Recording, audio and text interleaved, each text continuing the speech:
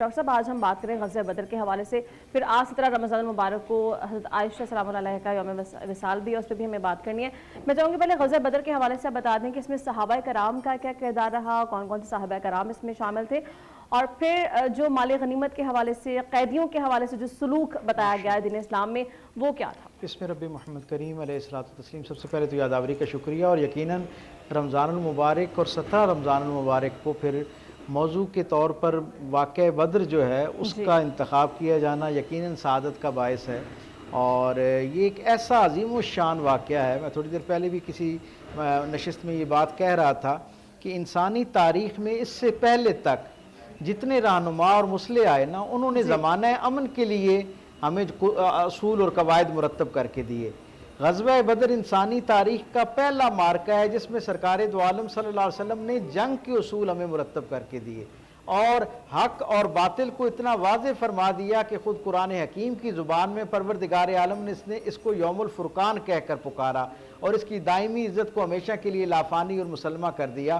جہاں تک قیدیوں کے ساتھ معاملہ، ہم دیکھتے ہیں کہ یہ ایک طرف اسباب اور دوسری طرف یقین اور ایمان کا آپس میں معرکہ تھا، اور پروردگار عالم نے اہل ایمان کا وہ جو اللہ پر غیر متزلزل یقین تھا، سرکار دو عالم صلی اللہ علیہ وسلم کی اتباعت میں اپنا تن من دھن مال اسباب سب کچھ لے کر میدان عمل میں آنے کا جذبہ تھا، اسے اللہ نے قبول فرمایا، اور پھر ان کی عزت افزائی اس انداز میں فرمائی کہ آسمان سے اپنی نورانی مخلوق فرشتوں کے ذریعے سے بھی ان کی نصرت فرمائی۔ اور عالم یہ ہے کہ حضرت جبرائیل علیہ السلام سرکار دو عالم صلی اللہ علیہ وسلم سے پوچھتے ہیں کہ اے اللہ کے محبوب، آپ کے اصحاب کی آپ کی اپنے اصحاب کے ساتھ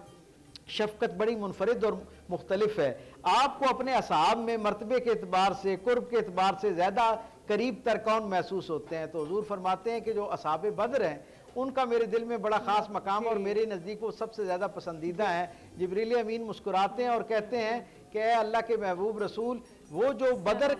کے اندر آئے تھے نا فرشتے میدان بدر میں نصرت کے لیے، اللہ کی نگاہ میں فرشتوں میں بھی سب سے بہترین جماعت وہ ہے جو اس نصرت کے لیے بدر کے میدان میں اتری تھی۔ تو اس سے ہمیں اندازہ ہوتا ہے کہ مقام بدر کے اندر وہ جو معرکہ تھا اس میں انسان شامل تھے یا فرشتے شامل تھے، سب کو اللہ رب العزت نے ایک منفرد عزت اور مقام جو ہے وہ عطا فرمایا تھا۔ ٹھیک ہے ناظرین، آج کیونکہ عائشہ سلام اللہ علیہ کا یوم وصال بھی ہے تو اس حوالے سے بات کریں گے۔ پروفیسر صاحب یہ کہیے گا کہ وہ حضرت ابوبکر صدیق کی صاحبزادی بھی تھی، پھر نبی کریم صلی اللہ علیہ وآلہ وسلم سے ان کا نکاح ہوا، اور ان کی لاڈلی بیوی تھی وہ۔ یہ کہیے گا کہ علم و فقہ میں ان کا کیا مقام بتایا کیا ہے؟ حضرت عائشہ رضی اللہ تعالی عنہ ایک جلیل القدر صحابی ہیں۔ ایک تو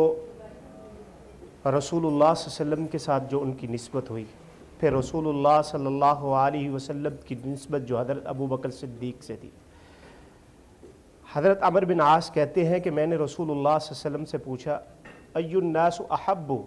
آپ لوگوں میں سے سب سے زیادہ پسند کس کو کرتے ہیں؟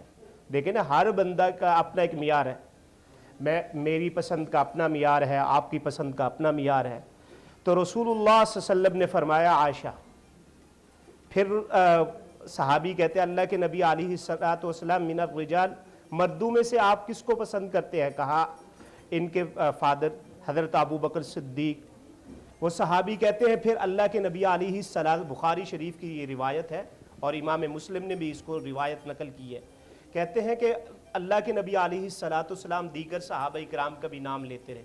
آخر میں خود ہی خاموش ہو گیا کہ کہیں آخر میں میرا نام نہ آ جائے۔ اور جہاں تک آپ کا سوال ہے کہ ان کی فقاہت، ان کی جو 2210 روایات جو ہے وہ حضرت عائشہ رضی اللہ تعالی عنہ سے مروی ہیں۔ بڑے بڑے صحابہ کرام، جلیل القدر صحابہ کرام، نبی علیہ الصلوۃ والسلام کی موجودگی کے بعد جب رسول اللہ صلی اللہ علیہ وسلم کا وصال ہوا، اس کے بعد بڑے بڑے جلیل القدر صحابہ کرام جو ہے وہ ان سے مشورہ لینے کے لیے آتے۔ یہاں تک کہ ایک مشہور واقعہ بھی ہے کہ کچھ صحابہ کرام نے آ کے نبی علیہ الصلوۃ والسلام کے اخلاق کے بارے میں کہا کہ اللہ کے نبی علیہ الصلوۃ والسلام کا خلق کیا ہے، کہ اللہ کے نبی علیہ الصلوۃ والسلام کا بیہیویئر کیا ہے، किस तरीके से आप सल्लल्लाहु अलैहि वसल्लम तबलीग करते हैं, लोगों के साथ आपका रहन सहन है, आपके साथ है। देखिए सबसे ज्यादा अखलाक तो बीवी को पता होता है, बिल्कुल बीवी आपके साथ है, आपका हम सफर है, तो आपको, तो उन्होंने कहा कुरान अलिफ लाम मीम से लेके वन्नास तक पूरा कुरान हुजूर सल्लल्लाहु अलैहि वसल्लम का अखलाक है और पूरा कुरान हुजूर के अखलाक का दर्स देता है। और जहाँ तक तीन जो इनके मेजर सहाबा किराम हैं और ताबिईन हैं, वो कहते हैं कि हम जो है उर्वा जो एक मशहूर ताबी है, वो कहते हैं इन जैसा फ़क़ी मुफस्सिर मैंने आज तक नहीं देखा। डॉक्टर साहब, बहुत सारी वाक़यात ऐसे हैं जो कि नबी अकरम सल्लल्लाहु अलैहि वसल्लम की ज़िंदगी के माँ आयशा सलाम अलैहा से रिवायत हैं, वो कौन से वाक़यात है, ज़रा मुख्तसर रखें क्योंकि वक्त की भी कमी का सामना। देखिए अम्मा आयशा सिद्दीक़ा रज़ी अल्लाह तआला अन्हा की मनाक़ब, आपकी सीरत, आपकी सवाने हयात पर गुफ्तगू करना दर हकीकत मुतकल्लम की शान में अज़ाफ़े के मुतरातिफ़ हैं। नबी सल्लल्लाहु अलैहि वसल्लम ने फरमाया कि जिब्रील अमीन ने मुझे आपकी तस्वीर दिखाई ख्वाब के अंदर, जो एक सुर्ख कपड़े के अंदर लिपटी हुई थी, और मुझे हुक्म दिया कि मैं आपको अपनी ज़ोजियत में लूँ। 9 साल की उम्र और आपका रसूलुल्लाह सल्लल्लाहु अलैहि वसल्लम के घर में आना ये कोई आम घर नहीं था। यहाँ पे जिब्रील अमीन दिन में कई मरतबा आते थे, कलामुल्लाह लेकर, अल्लाह ताला की वही लेकर आते थे। आप फरमाती हैं कि लोगों में सबसे ज़्यादा अम्मा आयशा सिद्दीक़ा रज़ी अल्लाह अन्हा अफ़क़ाहुन्नास कहा जाता है, अजमाउन्नास कहा जाता है, अतबाउन्नास कहा जाता है। लोगों ने कहा कि अम्मा अतबाउन्नास आप कैसे बनी? फरमाया जब रसूल सल्लल्लाहु अलैहि वसल्लम का आखिरी वक्त आया, बीमारी का दौर आया, तो आप मेरे हुजरे में थे, तो मुख्तलिफ वफूद दूसरे ममालिक से अतिब्बा के ख़त आते थे इलाज की तजवीज़ करता हुआ, मैं उनको पढ़कर अतिब्बाउन्नास बन की। मैं ये समझता हूँ ये अजमाउन्नास, ये अफ़क़ाहुन्नास, ये इतब्बाउन्नास इसलिए थी कि आपको सोहबत रसूल हासिल हुई। आपने खुद फरमाया कि कई मरतबा रसूलुल्लाह सल्लल्लाहु अलैहि वसल्लम का चेहरा मुबारक मेरी गोद में होता था कि मेरे जिस्म पर कपकपी तारी हो जाती, मैं समझ जाती कि जिब्रील अमीन अल्लाह का कलाम लेकर आए हैं। सबसे ज़्यादा कंट्रीब्यूशन आप 47 साल बाद वसल्लम के इस दुनिया से विसाल करने के बाद 47 साल रही, और लोगों ने 47 साल आपके दरवाजे को इल्म और हिकमत की बुनियाद पर खटखटाते रहे और इल्म और फैज़ हासिल करते रहे। बिल्कुल। अच्छा प्रोफेसर साहब, यही कहिएगा कि नबी करीम सल्लल्लाहु अलैहि वसल्लम के इस दुनिया से विसाल कर जाने के बाद बहुत सारे सहाबा कराम भी थे जो कि हज़रत आयशा सलाम अलैहा से रहनुमाई भी लेते रहे, और उन्होंने फिर क्या खिदमत की दीन की, क्या कॉन्ट्रीब्यूशन उनका दीन में रहा? हज़रत आयशा के हवाले से उनकी जैसे कि मैंने पहले ही कहा है कि बड़े बड़े अकाबरीन सहाबा जो है, जिसमें हज़रत अबू बकर सिद्दीक़ के बाद हज़रत उमर, हज़रत आली, यहाँ तक कि एक मुस्लिम की रिवायत है कि हज़रत आली भी बाद मसाइल में हज़रत आयशा के साथ आते और उनसे डिस्कस करते थे। और हज़रत आयशा जो है इस रसूलुल्लाह सल्लल्लाहु अलैहि वसल्लम की मोहब्बत हज़रत आयशा से मुख्तलिफ थी। हज़रत उम्मे सलमा कहती हैं कि रसूलुल्लाह सल्लल्लाहु अलैहि वसल्लम एक दिन रसूलुल्लाह सल्लल्लाहु अलैहि वसल्लम मेरे घर पे थे, और रसूलुल्लाह सल्लल्लाहु अलैहि वसल्लम ने कहा कि हाय उम्मे सलमा, क्या मुझे आप इजाज़त देती हैं कि मैं कुछ दिन के लिए या कुछ वक्त हज़रत आयशा के पास चला जाऊँ? तो क्योंकि जब मैं आयशा के पास होता हूँ तो अल्लाह तबारक व तआला का फ़रिश्ता जिब्रील अमीन जो है वो वही लेके आते हैं। ये हदीस की रूह से ये साबित है कि अक्सर और बेशतर रसूलुल्लाह सल्लल्लाहु अलैहि वसल्लम जो हज़रत आयशा के हुजरे में होते थे, वहाँ पे रसूलुल्लाह सल्लल्लाहु अलैहि वसल्लम को वही आती थी। वैसे तो वही का आम था, आप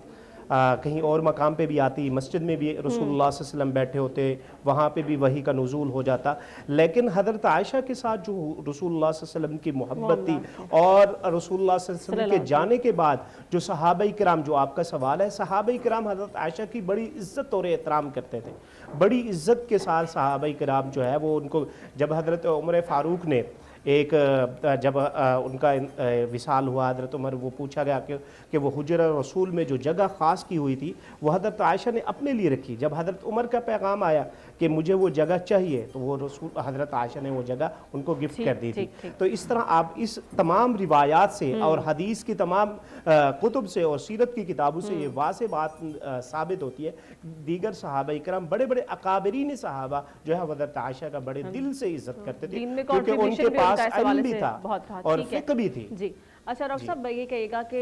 नबी करीम सल्लल्लाहु अलैहि वसल्लम की ज़ाहिरी ज़िंदगी के जो आखिरी आयाम थे उसमें उन्होंने इंतखाब किया हज़रत आयशा के हुजरे का। یہ جو انتخاب کرنا تھا یہ باقی ازواج مطہرات سے کس طرح انہیں ممتاز کرتا ہے، پھر آج کی جو خواتین ہیں وہ ان کی زندگی سے سیکھتے ہوئے کیسے اپنی زندگیاں بہتر کر سکتے ہیں؟ حضرت عائشہ صدیقہ رضی اللہ تعالیٰ عنہ ان عظیم الشان خوش نصیب خواتین میں سے ہیں جنہیں سرکار دو عالم صلی اللہ علیہ وسلم کے حرم کی عزت میسر آئی، اور اللہ نے قرآن حکیم میں ان کو ساری مومنوں کی ماں قرار دیا۔ حضرت عائشہ کا انفرادی اعزاز ہے کہ جن کی پاک دامنی اور طہارت پر قرآن حکیم کی آیات کو گواہ کیا گیا۔ پھر ہم یہ جانتے ہیں کہ حضرت خدیجہ الکبریٰ سلام اللہ علیہ کے بعد حضرت عائشہ صدیقہ وہ واحد ہستی ہیں جن کا شجرہ نسب کے اعتبار سے بھی سرکار دو عالم کے ساتھ سب سے زیادہ قرب پایا جاتا ہے، یعنی 8ویں پشت میں حضرت ابوبکر صدیق کی نسبت سے حضور کے ساتھ آپ کی نسبت ہے، اور آپ کی والدہ حضرت ام رومان جناب زینب جو ہیں ان کی نسبت جو ہے وہ 11ویں پشت میں سرکار دو عالم سے جا ملتی ہے۔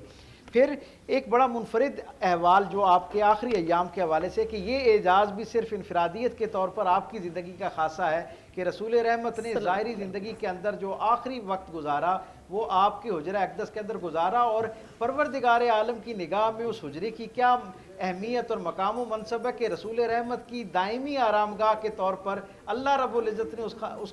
حجرے کو جو ہے منتخب فرمایا جو حجرہ عائشہ آج بھی کہلاتا ہے۔ یہ بڑی منفرد اعزاز آپ کا۔ رسول رحمت صلی اللہ علیہ وسلم کی آپ پر بڑی عنایات نظر آتی ہیں اور انفرادی توجہ نظر آتی ہے، دل کا قرب نظر آتا ہے، اور اس میں بہت سارے یعنی آپ کے اپنے ذاتی اور شخصی اوصاف جو ہیں ان کا بھی بہت بڑا عمل دخل ہے۔ مثلا آپ کو اللہ رب العزت نے کمال قوت حافظہ عطا فرما رکھی تھی۔ آپ فرماتی ہیں کہ میں نے ظاہری طور پر لکھنا پڑھنا حضرت صفیہ رضی اللہ تعالیٰ عنہ حضور کی جو پھوپھی جان ہے ان سے سیکھا۔ وہ کہتے ہیں جب قرآن حکیم کی تلاوت ہو رہی تھی تو مجھے کہا جاتا کہ جو حضور سے تلاوت سنی ہے اس کو لکھ لو، تو میں کہتی کہ میرے رسول صلی اللہ علیہ وسلم نے مجھے اجازت دے رکھی ہے، حضور کو میرے حافظے پر اتنا بھروسہ ہے کہ میں نے جتنی آیات زندگی میں حضور سے سنی ہیں وہ ساری کی ساری مجھے زبانی یاد ہے، ان میں کوئی ایک بھی جو ہے مخارج کی ذوف بھی اس کے اندر پایا نہیں جاتا۔ تو اس درجے کا سرکار دو عالم صلی اللہ علیہ وسلم سے ان کو جو ہے وہ قرب میسر